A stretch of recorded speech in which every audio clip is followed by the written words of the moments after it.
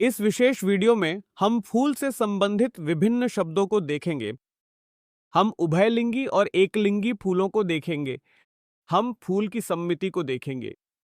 फिर ट्राइमेरस, टेट्रामेरस या पेंटामेरस स्थितियों को देखेंगे और अंत में ब्रैक्टिएट और इब्रैक्टिएट स्थितियों को देखेंगे।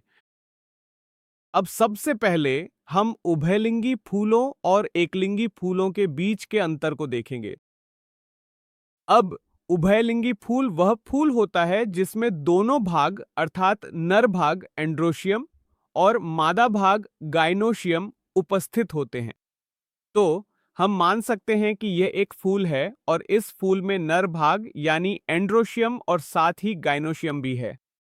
तो यदि दोनों भाग एक ही फूल में उपस्थित हों, ऐसे फूल को उभयलिंगी फूल कहा जाता है।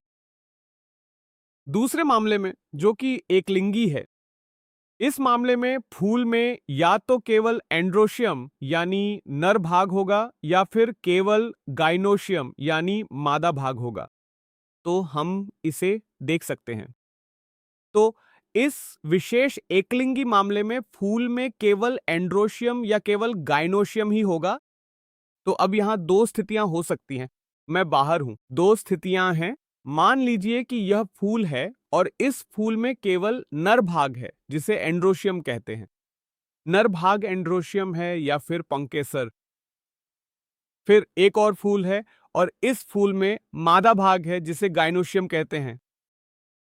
तो इस मामले में फूल में या तो केवल एंड्रोशियम है या केवल गाइनोशियम, लेकिन ये दोनों नर और मादा फूल एक ही पौधे पर मौजूद हैं। यह एक प्रकार की एकलिंगी अवस्था है। एक और स्थिति हो सकती है जिसमें कोई पौधा है जिसमें केवल नर फूल होते हैं या जिसमें केवल एंड्रोशियम होता है, और दूसरी स्थिति उन पेड़ों की है जिनमें केवल गाइनोशियम होता है। तो ये एक स्थिति है और ये दूसरी स्थिति है। तो ये भी एकलिंगी है और ये भी एकलिंगी है, लेकिन इस स्थिति में इसे मोनोशियस कहा जाएगा, क्योंकि इस स्थिति में एक ही पौधे में दोनों एंड्रोशियम और गाइनोशियम फूल होते हैं, और इस स्थिति में इसे डाइशियस कहा जाएगा, क्योंकि यहां नर पौधा अलग है और मादा पौधा अलग है। तो इस तरह हम कह सकते हैं कि एकलिंगी पौधा मोनोशियस भी हो सकता है और एकलिंगी पौधा डाइशियस भी हो सकता है। इसके बाद फूलों की सममिति की बात करें तो इसमें तीन प्रकार हो सकते हैं। पहला, जिसे हम असम्मित या अनियमित कह सकते हैं। दूसरा है एक्टिनोमॉर्फिक, जिसे हम रेडियल सममिति से तुलना कर सकते हैं। तीसरा है जाइगोमॉर्फिक, जिसे हम द्विपार्श्व सममिति से तुलना कर सकते हैं। अब पहली सममिति जिसके बारे में हम बात करते हैं वह है आप, रेडियल वाली असम्मित होती है। अब असम्मिति के मामले में कोई भी तल ऐसा नहीं होगा जो केंद्र से होकर गुजरे और फूल को दो भागों में बांट सके। तो अगर कोई भी तल ऐसा नहीं है जो फूल को दो बराबर भागों में बांट सके, तो हम इस स्थिति को असम्मित कहते हैं, और इसका उदाहरण है कैना फूल। दूसरी है एक्टिनोमॉर्फिक सममिति। एक्टिनोमॉर्फिक सममिति के मामले में कोई भी तल जो फूल के केंद्र से होकर गुजरता है वह फूल को दो बराबर भागों में बांट सकता है। तो यहां अनगिनत सममितियां होंगी, अनगिनत तल होंगे जो फूल को दो भागों में बांट सकते हैं, और इसके उदाहरण हैं सरसों, धतूरा और डैचिली। तीसरी है जाइगोमॉर्फिक सममिति। जाइगोमॉर्फिक सममिति में केवल एक ही तल होगा जो केंद्र से होकर गुजरेगा और उसे दो बराबर भागों में बांट देगा।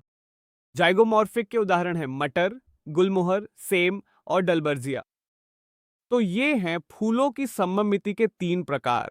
सममिति के बाद हम अगले शब्द पर आते हैं जो है ट्राइमेरस, टेट्रामेरस या पेंटामेरस। अब ये ट्राइमेरस, टेट्रामेरस और पेंटामेरस शब्द ये वर्टिसिल्स, घेरों को दर्शाते हैं। तो वे गूंज जिनमें वर्टिसिल्स उपस्थित होते हैं। अगर वर्टिसिल्स 3 के गूंज में उपस्थित हैं तो हम इसे ट्राइमेरस अवस्था कहेंगे। अगर वर्टिसिल्स 4 के गूंज में उपस्थित हैं तो हम इसे टेट्रामेरस अवस्था कहेंगे, और अगर ये 5 के गूंज में उपस्थित हैं तो हम इसे पेंटामेरस अवस्था कहेंगे। इसके बाद हम अंतिम विवरण पर आते हैं जो है ब्रैक्टिएट फूल या एब्रैक्टिएट फूल। अब सबसे पहले हम ब्रैक्ट शब्द को देखेंगे कि ये ब्रैक्ट्स क्या होते हैं। अब ये ब्रैक्ट्स घटित पत्तियां होती हैं जो पेडिसल के आधार पर पाई जाती हैं। तो पेडिसल वह डंठल थी जो फूल को जोड़ रही थी, और अगर पेडिसल के आधार पर घटित पत्तियां उपस्थित हों तो इस संरचना को ब्रैक्ट कहा जाता है। अब जिन फूलों में ब्रैक्ट्स होते हैं उस अवस्था को ब्रैक्टीट कहा जाएगा, और कुछ फूल ऐसे होते हैं जिनमें ब्रैक्ट्स अनुपस्थित होते हैं और इस विशेष अवस्था को एब्रैक्टिएट कहा जाता है। एब्रैक्टिएट